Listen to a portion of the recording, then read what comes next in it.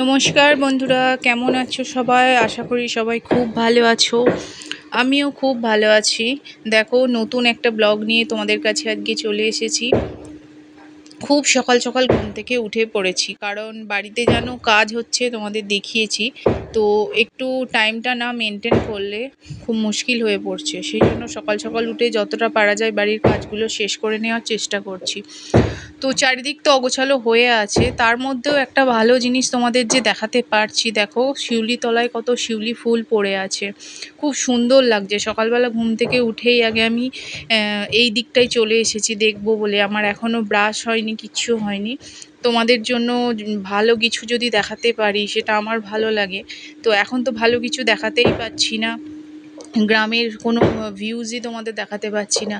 দেখো, শিউলি তলায় গিয়ে দেখছি এটা একটা কি যাচ্ছে। প্রথমে তো আমি ভাবলাম সাপ, তারপর দেখলাম না, এটা একটা কেঁচো ফুলের তলা দিয়ে যাচ্ছে। প্রথমে ভয় পেয়ে গেছিলাম খুবই দেখে। তো চলো, দেখো আমার সকালের বাসি কাজগুলোও হয়ে গেছে। এগুলো সকালবেলা উঠে আমাদের গ্রামের দিকে জানো শিউলিতলায় এরকম গোবর জলের ন্যাতা দিতে হয়, তারপর মড়াইতলার সামনে দিতে হয়। আমি ওগুলো করি, এগুলো মানি আমি। তারপর উঠোনে, পুরো উঠোনটায় গোবর জলের ছড়া দিতে হয়। তো ওগুলো করার পর কাপড়টা ছেড়ে নিয়ে আমি ব্রাশ করতে চলে এসেছি। তো প্রথমে ব্রাশ, মেয়েরা ওঠেনি তখনও। তো আমার যে পার্সোনাল কাজগুলো, এগুলো আমি যত তাড়াতাড়ি করে নেব তত তাড়াতাড়ি আমার সুবিধা হবে। তো ব্রাশ করতে করতে ভাবলাম একটু ভাঙা কতটা কম হলো দেখে আসি। ওই দিকটা তো যেতে ইচ্ছাই করছে না, কারণ মনটা খুবই খারাপ লাগছে দেখে। যে ঘরটা এতদিন পুজো করতাম, সেখানে মানে থেকেছি কয়েকদিন, ঘুমিয়েছি তো শুয়েওছি। তো সেখানটা এখন যা অবস্থা হয়ে আছে দেখলেই মনটা খারাপ লাগছে, কিন্তু কিছু করার নেই। নতুন কিছু করতে গেলে পুরনোকে বিদায় দিতেই হবে। তো এসে দেখলাম অনেকটা ভাঙা হয়ে গেছে। সিঁড়ির মাথার যে ছাদটা পুরোটাই ভাঙা হয়ে গেছে, দেখো কত ইঁট পড়ে আছে।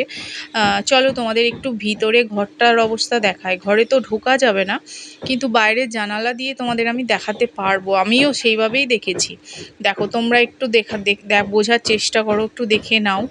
এর থেকে বেশি ভালো করে আমি দেখাতে পারবো না, কারণ একদমই মানে বাজে অবস্থা, ভেতরে যাওয়াই যাচ্ছে না। দেখেছো, দেয়াল আলমারিগুলো খোলা হয়ে গেছে, আর পুরো মেঝেতে মানে ইটে ভর্তি, আর মাথার ওপরটা পুরো খালি। শুধু কড়ি বর্গাগুলো দাঁড়িয়ে আছে। কড়ি বর্গাগুলো কয়েকদিন পর খুলে নেওয়া হবে। তো এগুলো পুরোনো দিনের ঘর, সেই জন্য কড়ি বর্গা দিয়ে তৈরি, খুব একদম মজবুত ঘর। ভাঙতেও এই জন্য সময় লাগছে। ভাঙা না কমপ্লিট হলে আমার তৈরিও শুরু হবে না। এদিকে মেয়ে স্কুল যাবে, পুজোর পর মেয়ের তো স্কুল শুরু হয়ে গেছে। দেখো, ভাত চাপিয়ে দিয়েছি মেয়ের জন্য। আর ছোট মেয়ের জন্য আমি এখনও পর্যন্ত গরম জল ফুটিয়ে খাওয়াই, জল ফুটিয়ে ঠান্ডা করে। তো সেটাই আমি এক হাঁড়ি জল বসিয়ে দিয়েছি। তো টুকটাক করে আমাকে এখন এইখানেই রান্নার সব কিছু অ্যারেঞ্জ করে নিয়ে অ্যাডজাস্ট করতে হচ্ছে, কিছু করার নেই।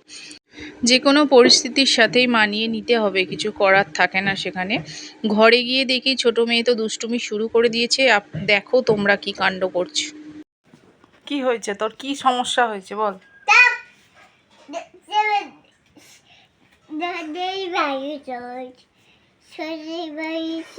চলে যাবো আমি দাদুর বাড়ি, চলে যাবো তো। তুই কাঁদবি না তো? ঠিক আছে, আমি তাহলে চলে যাচ্ছি। তো রাগ হয়েছে? তুই রাগ দেখাচ্ছিস? এইটা ওর রাগ দেখানোর জায়গা। এইখানে এসে মুখ লুকিয়ে ও রাগ দেখাবে। এদিকে দেখি, তুমি রাগ দেখাচ্ছ কেন? রাগ হয়েছে কেন? কেন রাগ হয়েছে সেটা তো বলো। ওটা ওরম করো না, ভেঙে যাবে। তোমার নামটা কি একটু বলে দাও তো। তোমার নাম কি? মাম্মাম। মাম্মাম? ও, তুমি কি খেয়েছো সকালবেলা? আমি ঘমও করেছো, কিন্তু কি খেয়েছো? চারটে প্রসাদ খেয়েছো?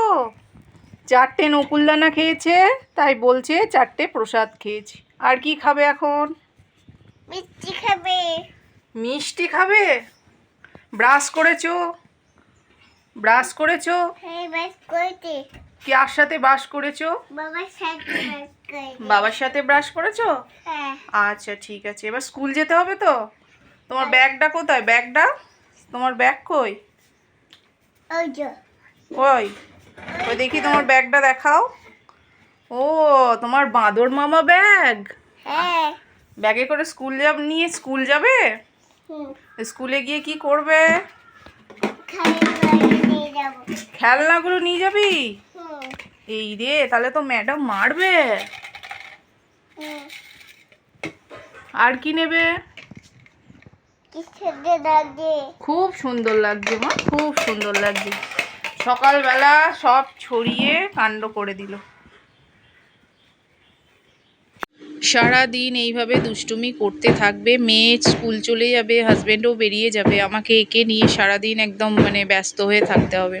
তো সেই জন্য আমি খুব মানে টাইম করে ভিডিওটা এখন দিতে পারছি না। বাড়ির কাজ, মেয়ে সামলানো, তারই মধ্যে সকালের দিকে যেটুকুনি সময় পেয়েছি তোমাদের জন্য কিছু দেখানোর সুযোগ পেয়েছি, তো সেগুলোই তোমাদের সাথে শেয়ার করতে পারছি। তোমরা দেখো, তোমাদের ভালো লাগলে অবশ্যই লাইক করো, আর যারা নতুন আসছো আমার চ্যানেলে তারা অবশ্যই চ্যানেলটাকে সাবস্ক্রাইব করে দিও।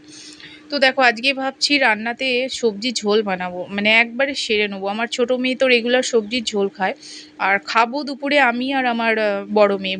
বড় মেয়ে তো আসবে সেই 4টের সময়, তখন ওর খাওয়ার খুব একটা টেস্টের ব্যাপার থাকে না, ও যা পায় তখন খেয়ে নেয় অত পর। সেই জন্য ভাবছি আমিও সেটাই খেয়ে নেবো আজকে, বেশি কিছু বানাবো না। আর ব্রেকফাস্টের জন্য আমার তো মুড়ি ফেভারিট, একটু আলু ভাজা বানাচ্ছি, মুড়ি দিয়ে খেয়ে নেব।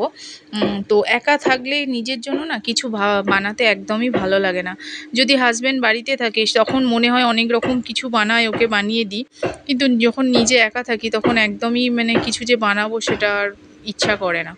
তো অসুবিধা নেই, দেখো ফ্রিজে আমার কয়েকবেল মেখে রেখে দিয়েছি, খুবই লোভনীয় জিনিস, মানে দেখলেই খাবার মানে খাওয়া হয়ে যাবে এরকম একটা ব্যাপার। এইরকম একটুখানি যদি ভাতের সাথে নিয়ে নিই তাহলে তো ভাত এমনিই খাওয়া হয়ে যাবে, আর খাই তো এতটুকুনি, অসুবিধা হবে না। তো চলো, লাঞ্চের প্রিপারেশান তো হয়েই গেছে। মেয়ে এবার স্কুল বেরোবে, মেয়েকে একটুখানি চুলটা বেঁধে দিতে হবে। দেখো চুলটা অনেকটা বড় হয়ে গেছে, কাটতে হবে। পুজোর আগে আর সময় করে উঠতে পারলাম না পার্লারে যাওয়ার, আমাকেও একবার যেতে হবে, আমারও চুলটা কাটার আছে, সাথে মেয়ের চুলটাও কাটিয়ে নেব।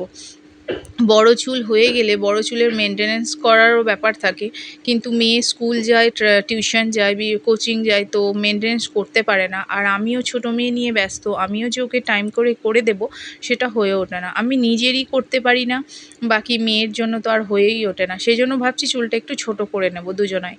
আর এদিকে ছোটো মেয়ের কাণ্ড দেখো, বাসনগুলো তো হাতের কাছে এখন পেয়ে যাচ্ছে, সেগুলো নিয়েই এরম দুষ্টুমি শুরু করে দিয়েছে। কি কাণ্ড করেছে দেখো, তোমরাই দেখো একদম কি অবস্থা করেছে। এখানে আমি হাত ধোয়ার জন্য এই টাবটা রেখেছি, রান্না করে এখানটা হাত ধোবো, কারণ বেসিনের তো এখানে ব্যবস্থা নেই, সেটাকে উল্টে দিয়েছে। সারাদিন শুধু এই করে যাচ্ছে, মানে এমন একটা পরিস্থিতির মধ্যে দিয়ে এখন যাচ্ছি, ওর হাতের নাগালে সব কিছু পেয়ে গেছে, ওর মানে খুবই মজা ওর।